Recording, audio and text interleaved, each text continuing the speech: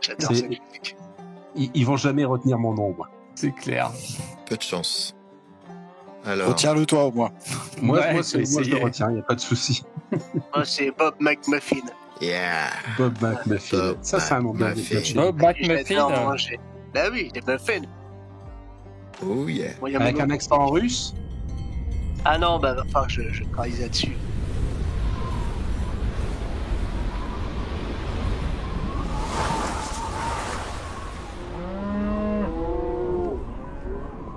Let me tell you how it was.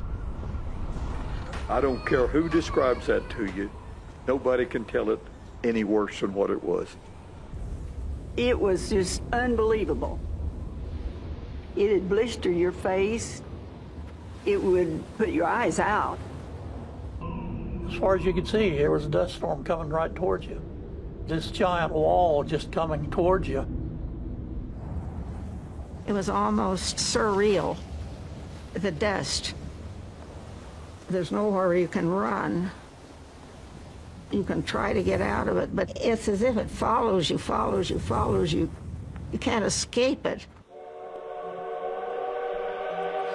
On est en fin de journée de ce samedi 30 mars 1933. Le train a parcouru la distance d'une 60aine de kilomètres entre Oklahoma City et Bingham.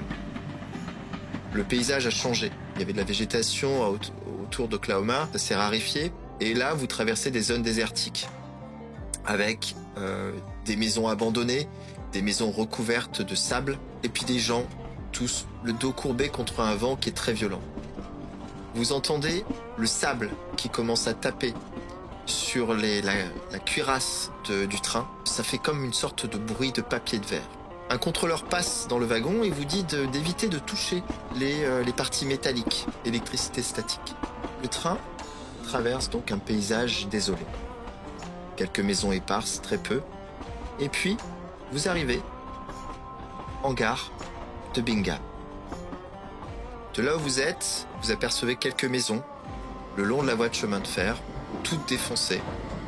Et puis un quai en bois. Et le train s'arrête. Vous êtes en gare de Bingham. À travers les nuages de sable qui passent, vous apercevez sur le quai, votre wagon s'est arrêté au niveau d'un bureau de télégraphe qui ressemble à ça. Vous voyez qu'il est fermé et que des personnes se sont réfugiées à l'intérieur. Vous apercevez des visages derrière les vitres justement de ce petit bureau de télégraphe. Juste à côté, le quai de la gare et des personnes qui se sont réfugiées à l'intérieur de cette toute petite gare. Il n'y a plus personne sur le quai. Et vous entendez encore plus bruyamment, encore plus fort, le sable qui percute les vitres. Ça fait vraiment une sorte de bruit de friction continue, comme du papier de verre. Vous n'avez pas vraiment envie de sortir du train à cet instant précis. Aujourd'hui, on est dans cette période de grande dépression. Il n'y a plus beaucoup de passagers qui viennent dans ces régions-là. Donc votre wagon était quasiment vide. Il y a une petite dame assise à l'arrière qui a fait tout le trajet depuis Oklahoma City. Une famille avec des enfants en bas âge, une famille assez pauvre. Et le contrôleur qui vient vous voir et qui vous dit que vous êtes arrivé, mais que vous avez la possibilité, si vous voulez, d'attendre un petit peu que que la tempête se calme. Alors, risque-t-on pas d'attendre jusqu'à la tombée de la nuit? Là, il est 17h à peu près. Le contrôleur regarde à travers la fenêtre, il fait « Ah ouais, ça, c'est le Nouveau-Mexique qui s'invite chez nous. Vous voyez la couleur là? C'est très sombre. D'ici une petite demi-heure, il fera complètement nuit. C'est les terres du Nouveau-Mexique. Ça vient de l'ouest. Effectivement, vous voyez que la lumière baisse en même temps que le vent souffle par bourrasque, essaie de s'infiltrer à l'intérieur du wagon. Sur le quai, il n'y a absolument plus personne. Vous voyez les volets qui tapent avec le vent. Que faites-vous? Alors, le contrôleur, pendant qu'il nous montrait un peu justement la bourrasque de vent, là, avec la provenance du Nouveau-Mexique, comme il le disait, je m'approche de lui et... Pardonnez-moi, mais... Y aurait-il un hôtel à proximité de la gare où nous pourrions loger? Ouais, bien sûr. Il y a l'hôtel de Bingham. Le Bingham Hotel. Pas plus simple. Et il se trouve où? Je vais vous faire un petit plan. Il prend, volontiers. Il sort de sa veste une sorte, il a ses calepins sur lequel il pointe en fait les personnes qui sont présentes. Il arrache une feuille, il la met au dos et il commence à dessiner un petit plan. Et il vous fait ce petit plan là. Pendant qu'il dessine, je lui demande est-ce que vous auriez des conseils à adresser à des voyageurs de la côte Est qui se seraient aventurés jusqu'ici, notamment sur les tempêtes? C'est un peu du bon sens, vous savez. Déjà, il vous faut pouvoir vous protéger le visage. Un masque. Vous pourrez pas tenir 5 minutes dehors, ça devient irrespirable, vous aurez l'impression de suffoquer. Vous respirez du sable, en continu. C'est absolument irrespirable. Évitez également d'avoir des parties de votre corps nus. Vous aurez l'impression d'avoir été labouré par des griffes ou de vous être frotté la peau avec du papier de verre. Et surtout, ne touchez rien de métallique. Quand les tempêtes sont là, l'électricité statique est très forte. Si vous devez prendre une voiture, ou si vous devez prendre quelque chose comme ça, faites taire. Il faut faire taire, en fait. Si vous prenez de la voiture et que vous vous arrêtez et que vous sortez de la voiture, de la même manière, il faut que vous puissiez faire taire. En touchant le sol avec nos mains. Par exemple. Mais en restant en contact. Vous verrez souvent des gens tirer des chaînes métalliques quand ils vont en leur voiture. Soyez pas surpris également si vos cheveux se hérissent. C'est commun. C'est souvent avant l'arrivée d'une grande tempête. Ça risque pas trop d'arriver pour mon cas. Vous verrez, on s'y fait. Pas facile, mais on s'y fait. Et les gens ici, maintenant depuis plus de 2 ans, dans ces conditions-là, s'y sont faits. Donc Igor, vous êtes la seule personne à ne pas pouvoir nous avertir de l'arrivée d'une tempête. Enfin, je couvre ma tête. Je crains plus pour mes... Mais bon, j'ai un bon chapeau, mais va que je le tienne. En tout cas, nous sommes plutôt chanceux. L'hôtel n'est pas très... Pas très loin. qu'à un pâté de rue de la gare. Nous n'aurons pas trop à marcher. Dans ces conditions. Dernière chose, mon brave, les vents sont-ils violents, en plus d'être chargés de sable? Ah oui. Plusieurs centaines de kilomètres/heure, oui, bien sûr. Vous pouvez pas rester dehors si vous êtes au cœur d'une tempête. Et lorsque vous la voyez sur l'horizon, attendez-vous à ce qu'elle puisse être là dans les 10 minutes, un quart d'heure. Faites attention également à tout ce que cela peut projeter. Il y a souvent les virevoltants aussi, vous savez, ces petits buissons qui sont souvent épineux. J'ai une dernière question pour vous, mon cher, et après je pense que nous sortirons du train. Vous savez qui représente l'autorité locale ici? C'est le shérif. Comme partout. Et c'est son nom? Ah, je le connais pas. Mais je pense que si vous allez au bureau des télégraphes ou à la gare, on vous le dira. Moi, je suis pas d'ici. Je connais la région un peu, mais je suis pas de Bingham. Mais vous êtes là pourquoi, au fait? Parce que vous êtes bien habillés, vous êtes des gens de la ville. Que vous avez à voir avec ce nouveau programme du gouvernement? Le tourisme, avant tout. Non. En plaisantant. Ah, non, je ne peux pas vous croire. Nous sommes envoyés par l'USDA. pour effectuer un reportage dans la ville. Et juger de la situation alarmante de ces contrées. Ah d'accord, bah il était temps. Hein. Parce que là, ici, ça devient vraiment, vraiment compliqué. Vous êtes donc là pour témoigner, c'est ça? C'est ça. Ok. Eh bien, bon courage. Et puis accrochez-vous bien parce que ça sera pas tous les jours très joli à voir. Messieurs, il repart dans les wagons, il passe les portes et il s'adresse aux passagers en leur disant, vous l'entendez un petit peu, hein, qu'ils peuvent patienter dans le train le temps que la tempête passe. Elle n'a pas l'air de passer la tempête. Non, pas trop. Du coup, on commence à sortir un peu, tu sais, dans des valises, une tenue pour couvrir en fait tous les, enfin, pour nous couvrir complètement la peau, hein, pour éviter de se blesser avec les bourrasques. Ok. À l'extérieur, l'obscurité est tombée d'un coup. Vous entendez contre les vitres, vous voyez du sable comme ça qui s'accumule dans les angles des vitres et puis qui fait des tourbillons qui part comme ça et qui frotte les vitres, toujours avec ce bruit très fort, un peu assourdissant de papier de verre. Et derrière, vous apercevez à peine le quai. Et puis de temps en temps, quand il y a une bourrasque un peu plus fort, ça dégage un petit peu le sable et puis vous apercevez les reflets de la vitre du bureau des télégraphes. Mais l'obscurité est tombée. D'ailleurs, en face, dans le petit bureau, une lumière s'allume. MJ, quand le train s'est arrêté, il y a des passagers qui sont sortis ou pour l'instant tout le monde est resté dans le train? Vous avez vu courir des personnes qui se sont lancées en fait, qui ont osé sortir. Donc il y a quelques personnes qui sont sorties. Vous les avez vues se réfugier, notamment dans le hall de la gare, sous le porche, et une ou deux personnes qui sont peut-être rentrées en catastrophe dans le bureau des télégraphes.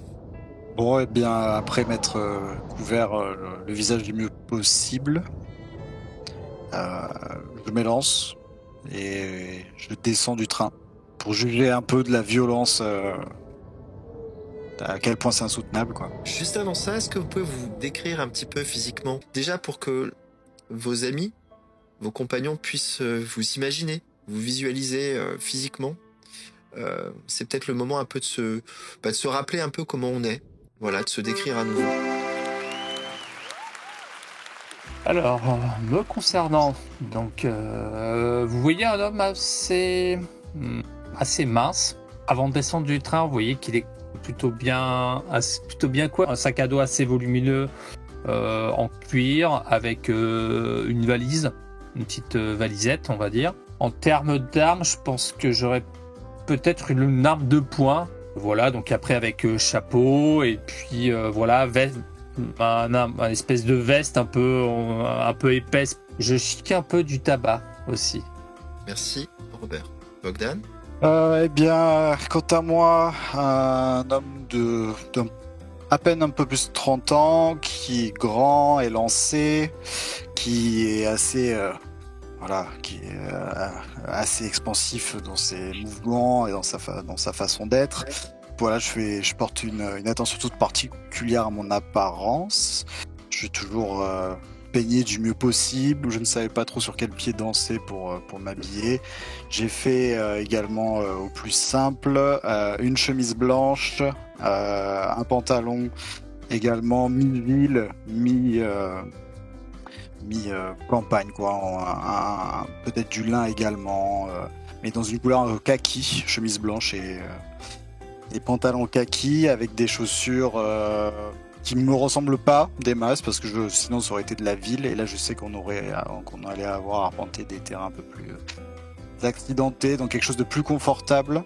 Quant à mon équipement, j'ai une valise avec mes changes et dans lequel j'ai glissé un Derringer, un petit pistolet de poche, voilà. Vraiment un truc très discret, avec une petite boîte de munitions. Et j'ai avec moi un livre sur la sociologie pour pouvoir donner le temps si jamais on m'interroge sur cette profession qui m'est complètement inconnue, mais c'est ma couverture. Voilà, mes notes personnelles et beaucoup de liquide. Sinon, évidemment, beaucoup de tabac et peut-être du laudanum aussi. Ok, très bien. À vous, mon cher Sofiane. Donc Sofiane, plutôt en retrait là pour le coup, depuis l'arrivée dans cette contrée un peu reculée, habillé d'un grand cache-poussière, un peu comme les cow-boys l'avaient au 19e. Alors on savait qu'on allait dans un coin un peu paumé, on savait aussi historiquement, grâce aux journaux, qu'il y avait ces tempêtes de sable, donc on avait peut-être prévu tous le coup. J'ai des sortes de sandales un petit peu comme les portaient les forces expéditionnaires britanniques aux Indes, donc avec des bandes qui remontent jusqu'à mi-mollet pour protéger les jambes, un pantalon bouffant au niveau des cuisses, un petit peu typique officier britannique, selon cache-poussière, et puis au niveau de mon allure générale, je dirais plutôt petit. J'ai une taille un petit peu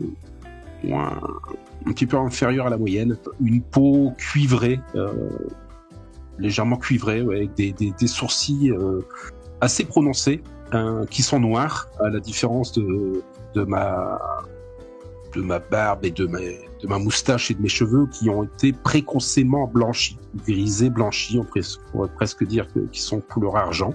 Par contre, j'ai mes sourcils ils ont tout le temps l'impression d'avoir un air inquisiteur, en fait, premier abord, et des yeux noirs. Voilà. Et je porte un havre-sac. Donc ces sacs qui nous viennent de la Première Guerre mondiale, en fait, qui fait un peu sac de barda où on peut tout transporter assez facilement. Voilà. Très bien. Voilà pour l'apparence générale. Et sinon, j'ai aussi toute une tripotée de carnets de notes pour des croquis, pour des petites notes quand les idées me passent pour écrire. Et nous finissons avec Igor. C'est assez simple. Mon apparence physique est moyenne dans tous les sens du terme. Ma taille est moyenne, ma force est moyenne, ma constitution est moyenne. Mais tout ce qui ne se voit pas est exceptionnel dans ce personnage, bien entendu. Chauve, grosse moustache qui va en s'affinant vers les extrémités. Je suis habillé tel un médecin de campagne avec une veste qui a fait un peu son temps, mais qui inspire la confiance et la proximité. J'ai pas le style. Le style n'est pas quelque chose qui me définit. Donc pour me protéger, disons que je pourrais mettre un pauvre tissu sur la tête, j'en aurais que faire. Le style n'est pas mon problème. L'efficacité, oui. Sinon, voilà, je suis vraiment habillé avec un pantalon qui remonte un peu au-dessus, presque au niveau du bide, avec une ceinture, voilà, un gilet, quelque chose d'assez classique, mais tout est de loin paraît neuf, mais de près un peu élimé. Tout ce qu'il faut dans un bagage en cuir verni, mais avec aussi ma trousse de médecin qui est vite identifiable et reconnaissable. Voilà, j'ai une tête quand même assez rondouillarde, même si je ne suis pas gros. Mais voilà, c'est ce qui me définit, ainsi que ma calvitie. Merci beaucoup. Vous vous êtes donc préparé dans l'allée centrale du train et vous vous êtes approché d'une des portes sur le palier central. Dehors, le vent tournoie, faisant se lever du sable et obstruant la vue. Vous apercevez à peine, à quelques mètres de vous, il est à moins de 10 mètres de vous, la façade de briquettes du petit bureau de télégraphe. Que faites-vous ? Mes amis, quand faut y aller, Ouais. Et je saute du train et... Ok. On s'arrange peut-être juste pour trouver une des portes de sortie qui soit la plus proche du kiosque de la gare. pour éviter d'avoir le moins de trajet possible avant de s'engouffrer. Ok. Ça serait bien avant ça aller dans le bureau de télégraphe pour avertir Caduceus de notre bonne arrivée. Et je crois qu'effectivement, c'était l'une des consignes que vous avez imposées, ce cher Heinrich von Lebe, de le tenir informé dès votre arrivée à Bingham, et d'essayer, si possible, de le faire le plus régulièrement possible. Puisque Caduceus a l'habitude de nous tenir au courant du véritable tenant des missions une fois qu'on est sur place, je me dis que ça pourrait être pas mal. Bien sûr. Il faut s'assurer de pouvoir le faire discrètement. Ça a l'air d'être blindé, ce bureau télégraphe en ce moment. Ça sera discret, parce que j'imagine qu'ils nous vont donner une couverture pour eux aussi. Vous voyez quelques silhouettes à travers la vitre, mais il n'y a peut-être pas tant de monde que ça. Il y a 5-6 mètres entre la marche du train et la porte. Le vent balaye le quai, c'est très violent et c'est dans l'obscurité. Vous toujours ce sable qui s'agglutine sur les vitres et qui raye ces vitres. Que faites-vous? Non, ça sort de pas dehors. Ok, vous vous en mitoufflez et vous y allez. Bogdan, tu ouvres la porte et à cet instant précis, c'est saisissant. Il y a une odeur très forte, une odeur de terre. D'un coup, tu n'arrives plus à respirer. Tu as l'impression d'étouffer instantanément. Tu veux prendre une bouffée d'air et tu te retrouves avec du sable plein la bouche. Tu te mets en apnée et tu cours. En fait, vous n'avez pas le choix. Et tu plisses les yeux, le sable qui frappe ton visage, et tu as l'impression d'être lacéré par plein de petits grains de sable. Tu traces et tu te réfugies à l'intérieur, tu ouvres la porte, tu fermes la porte derrière toi, et j'imagine que tes amis t'ont accompagné aussi, non? On a pressé le pas, oui. Ok. En ce qui me concerne, c'est le cas. Chacun derrière l'un. Ça fait un bon checkpoint. Bon, voyant qu'ils m'ont suivi, du coup, je rouvre la porte et je les laisse rentrer gentiment. Vous vous réfugiez dans ce tout petit poste de télégraphe. À l'intérieur, il y a 3 personnes, un tout petit comptoir en bois massif face à la porte, sur toute la longueur du mur, avec juste un espace pour une petite porte à battant. Et il y a 2 chaises de votre côté, et puis il y a une chaise de l'autre côté. Et de l'autre côté, vous apercevez un homme qui est assis derrière le comptoir, et qui est en train d'actionner le système du télégraphe. Vous le voyez? Ouais. Un garçon à peu près 19 ans. Lorsque vous entrez, il lève la tête vers vous. Bonjour. Petite voix timide, il semble bégayer. Bonjour. Il y a 2 autres personnes qui sont là. Une vieille dame qui est assise dans un coin sur une petite chaise, sur le côté. C'est-à-dire que lorsque vous rentrez, vous la voyez pas tout de suite, elle est sur le côté. Et juste à côté d'elle, une petite fille qui a, c'est assez effrayant, qui a une sorte de sac de farine sur la tête. Comme pour se protéger du sable, apparemment. Mais ça lui recouvre, ça va jusque sur ses épaules, et ça lui donne une sorte d'apparence un peu effrayante. Un sac de jute, tu veux dire, un truc de toile de jute. Ouais, un truc de toile de jute, mais c'est vraiment ces sacs à farine de l'époque, c'est un petit peu plus fin. Il y a ce télégraphe sur le comptoir, avec donc ce jeune homme qui est en train de l'actionner. C'est assez sombre. Il y a la petite lampe, petite ampoule qui se balance au-dessus du comptoir, et à travers la fenêtre, qui est le long du comptoir, vous apercevez le train et les bourrasques de sable. Le sol est recouvert de sable. En rentrant, vous avez vu une petite affiche à l'extérieur qui indique le nom de la compagnie des chemins de fer, The Trans-America Company, et le nom de la ville, Bingham, juste en dessous. Que faites-vous? Salut les gens. Ouais. Ok. Déjà. Moi, je mets poussette. J'enlève toute la poussière que je dois avoir, tout le sable que je dois avoir sur mes vêtements. Je me secoue à l'entrée du bureau de télégraphe. Moi, après m'être éclairci la gorge, salue une nouvelle fois le jeune homme. Tu vois qu'il est assez timide, il a vraiment 19-20 ans. Il fait très rat de bibliothèque, mais il est assez élégant quand même. Il a les cheveux bien coiffés, un petit peu gominés. Il est assez séduisant. Mais tu vois vous aurez terminé. Oui, vas-y. Tu vois qu'il est un petit peu contrit. Il est sur son ouvrage et il est pas très à l'aise. je peux faire quelque chose pour vous? Quand vous aurez terminé la composition de votre message, nous aurons également un message. J'ai presque fini. J'ai presque fini. Tu vois qu'il Allez-y. sait faire.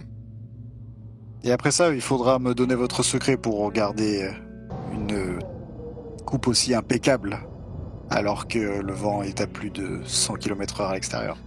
Ne jamais sortir d'ici. Surtout pas pendant une tempête.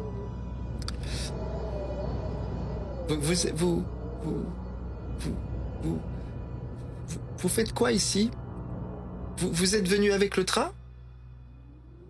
Ouais, à l'instant. Non, avec le vent. Vous voyez qu'il a l'air de... Il fait des efforts sur lui-même pour essayer de lancer une conversation. Comme s'il travaillait, il travaillait un peu sa diction, il s'efforçait en fait à dépasser sa timidité. Alors je suppose que Caduceus nous a fourni des documents, non? Des faux documents? Oui, on est couverts. Ouais, vous êtes couvert. Vous avez des ordres de mission de Caduceus. Elle vous a produit des documents qui attestent que vous servez Caduceus pour le compte du gouvernement sur une mission d'enquête auprès des populations touchées par le Dust Bowl. Ok. Une fois que je me suis épousté, je sors un papier que je déplie en fait et qui est cet ordre de mission. Je lui montre juste de loin pour qu'il voit le sigle. Le sigle. Vous êtes les messieurs de l'USDA. On a déjà eu la visite il y a quelques semaines d'une commission d'enquête justement qui est venue voir un petit peu dans quelles conditions nous vivons. Très bien. Vous savez où descendre à l'hôtel, j'imagine, non? Il y a le Bingham, hein. Vous savez que vous pouvez très bien descendre là. Mais restez donc ici le temps que ça se calme. Ça devrait pas. Et tu vois qu'il regarde un peu par la fenêtre. Difficile de faire des pronostics. 1 heure ou 2, quoi. On va quand même écouter ce conseil. Peut-être moins quand même. Mais bon, vous êtes bien ici. Installez-vous. J'imagine qu'il y a des papiers à remplir pour envoyer un télégramme, enfin un ordre sur lequel écrire son message. Tenez, je vous donne le document. Et, écrivez le message et je me chargerai de l'envoyer. Très bien, merci beaucoup. Moi, je vais voir la dame, là. J'y vais d'un pas rassuré et rassurant. Tu vois comme si elle avait peur, elle se réajuste son paletot. Elle a une sorte de grosse couverture, finalement. Ton regard n'échappe pas, justement. Tu vois sa main serrer un peu plus fort la main de la petite fille. Rassurez-vous, madame, je vais pas vous voler votre petite fille. Je sais pas si c'est votre petite fille ou votre fille, mais mon sens d'observation me dit que c'est votre petite fille. Je suis médecin, vous savez, j'ai l'habitude plutôt d'aider les... Vous êtes médecin? Oui. Oui. Vous allez très bien, vous m'avez l'air un peu tendu. Vous savez, avec ce temps, Enfin bon, vous me comprenez. Oui, vous habitez loin? Non, pas très loin. C'est-à-dire? J'habite dans la ville. D'accord. J'ai été pris... Je devais envoyer un télégramme à mon petit-fils. J'ai été pris par la tempête. Donc j'attends. Vous pouvez, je pense, lui enlever le sac le temps de l'attente à votre petite fille, non? Ça serait peut-être plus agréable pour elle. Tu entends ce qu'il dit, le monsieur? Hein, Louisa? Tu entends? Enlève donc le sac. Et tu vois, donc, une petite fille, elle enlève son sac, effectivement, elle a la peau toute moite en dessous, c'est une petite fille avec les cheveux roux, petite tache de rousseur. Elle est là, et puis elle regarde ses pieds, tu vois, elle est vraiment pas à l'aise. Donc elle est là, et puis elle se tient toute timide, tu vois, qu'en fait, elles sont juste très timides, et puis elles sont pas habituées à voir des gens de la ville. Ok, il y a pas de... C'est Igor en face, hein, donc bon... Oui, voilà, il est effrayant. Je suis pas le plus charismatique, oui, c'est ça. Mais bon, tu es bonhomme, tu es rassurant, tu ressembles à un médecin, quoi. Ah ouais. J'examine un petit peu comme ça, juste à l'œil, si y a des signes de médicaux. Tu vois que la petite fille, tu vois qu'elle a la peau très sèche, qu'elle a dû rester longtemps dehors et exposée au sable. Et tu vois que ses jambes également sont rayées. Elle porte une robe un peu longue, mais tu vois au niveau de ses chevilles, tu vois que c'est strié un peu rouge, comme si elle était irritée. Dis à sa grand-mère. C'est sa grand-mère, hein, on est d'accord? C'est pas sa mère, sa grand-mère? Oui, c'est plutôt une personne assez plus âgée, oui. Je fais attention à votre petite fille.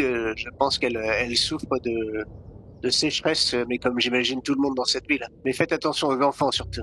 Regardez au niveau de... Je lui indique les endroits où elle pourrait... On peut, vous savez, on peut pas faire grand-chose, hein. Enfin, sinon, on est obligé de rester chez soi. Et puis même à la maison, quand les tempêtes sont très fortes, mettre des couvertures et des draps sous les portes ne suffisent plus. Hein. Enfin, on mange du sable toute la journée. Je vous plains. Bon, faites attention à vous en tout cas. Merci.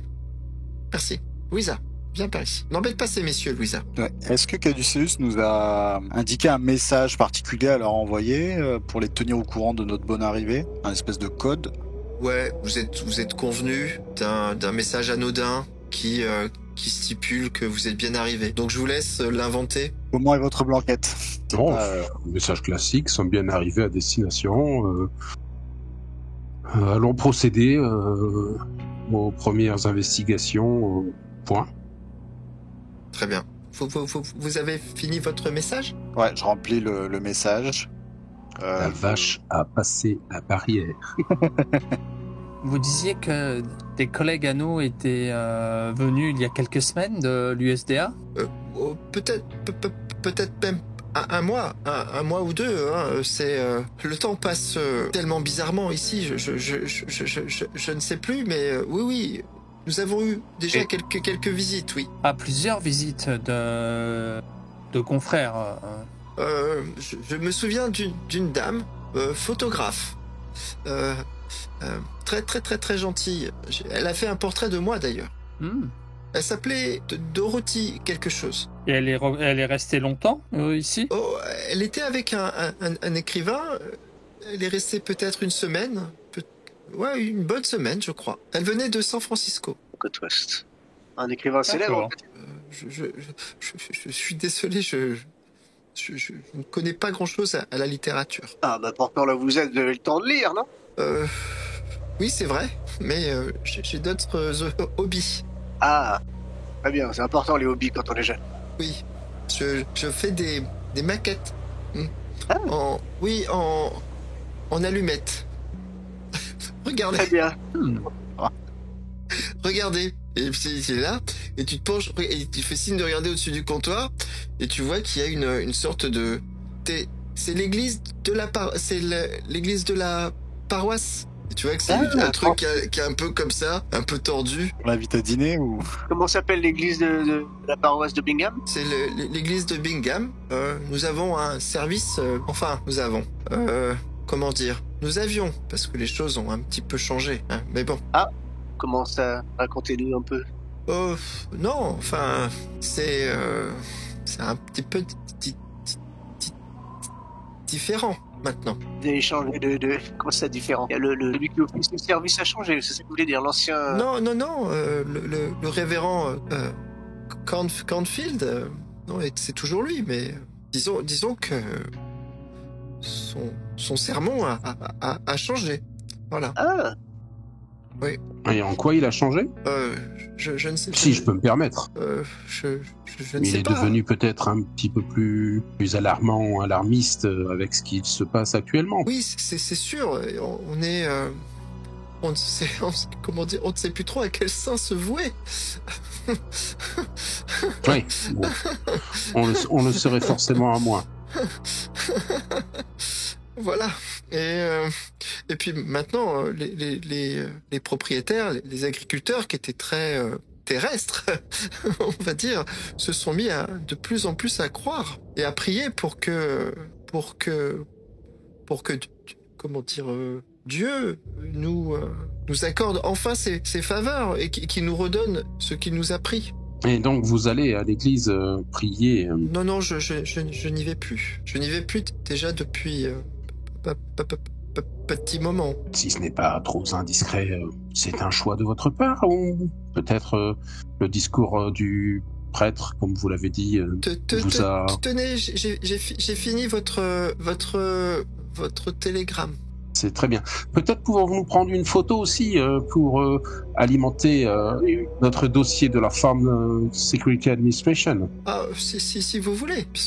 je n'en suis pas à ma première photo. Oui, vous voulez que Oui. je me mette... comment? Essayez de nous montrer votre meilleur côté. La même photo que Dorothy Lange a pris de vous. Mais c'est vous le... Ah oui, c'est comme ça qu'elle s'appelait. Mais c'est vous l'artiste, non? Comme ça peut-être. Qu'est-ce que vous en dites? Comme ça? Et là, tu vois. Et Oui, si je mets pendant la que main vous sur le, travaillez.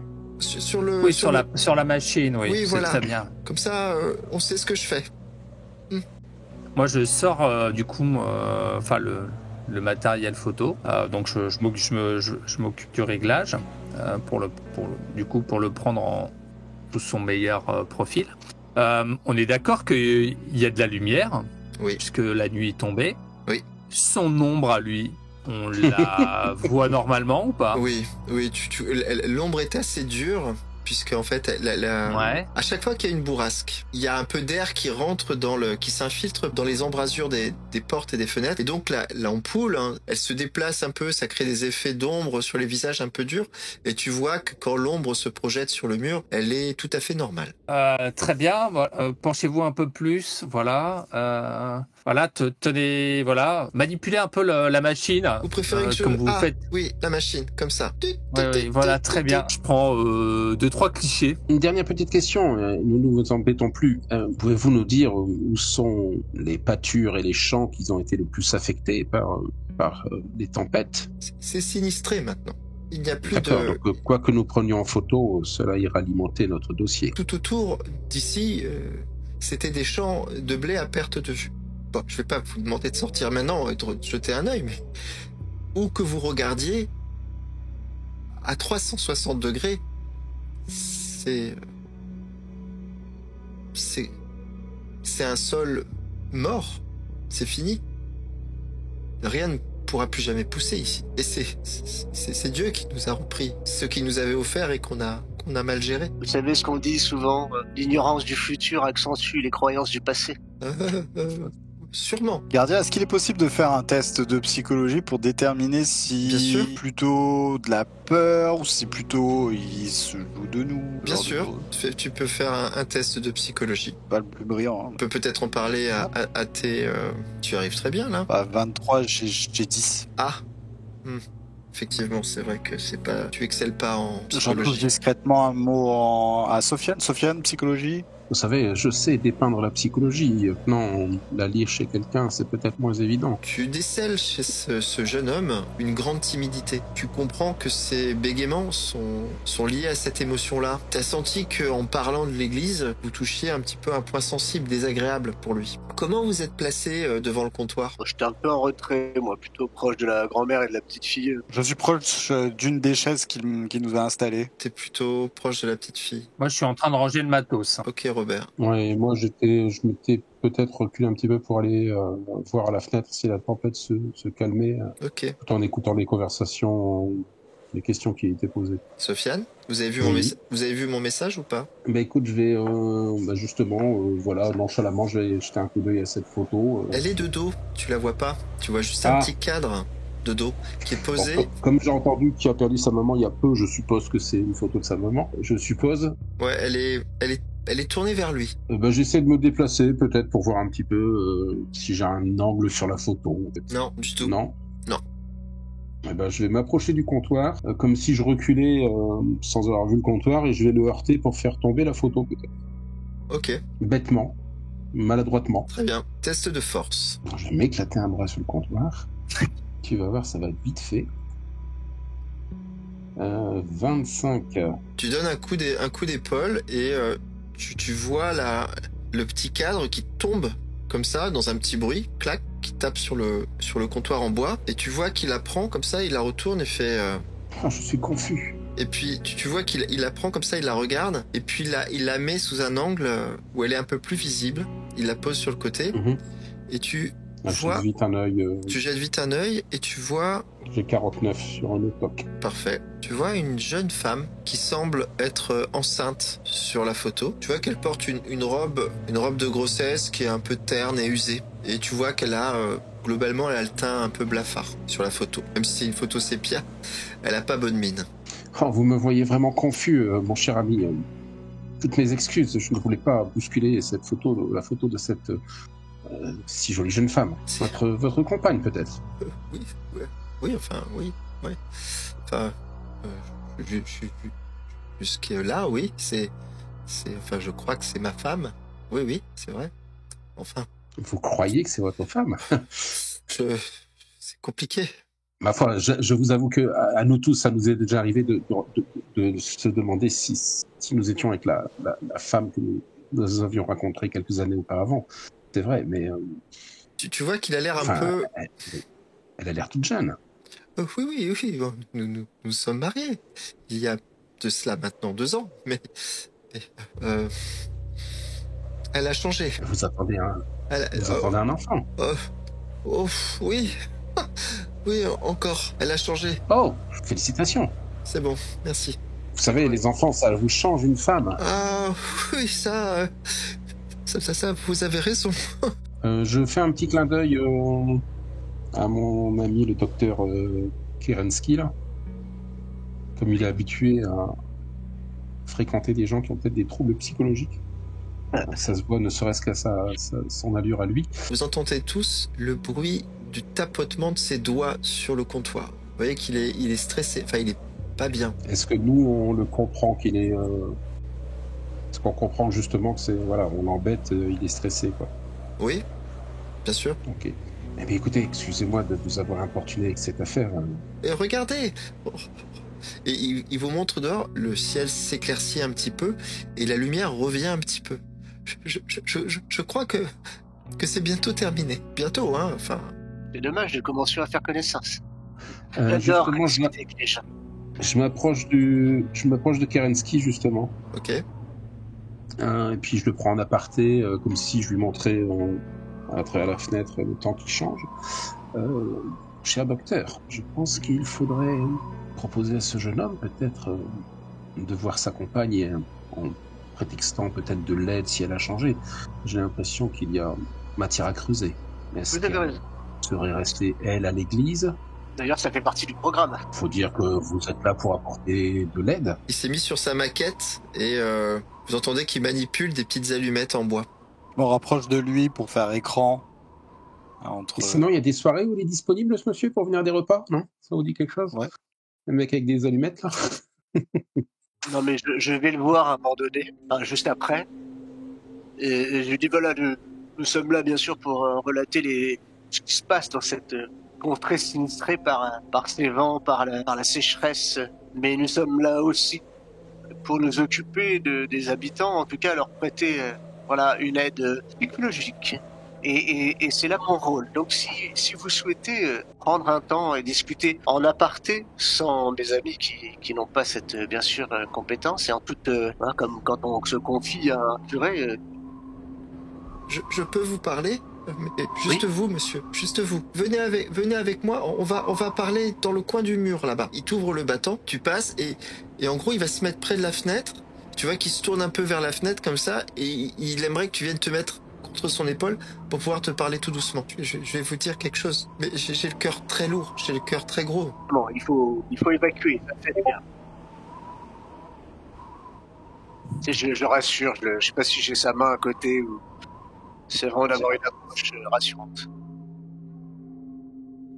Ma femme, elle s'appelle Peggy. Peggy, oui, Peggy.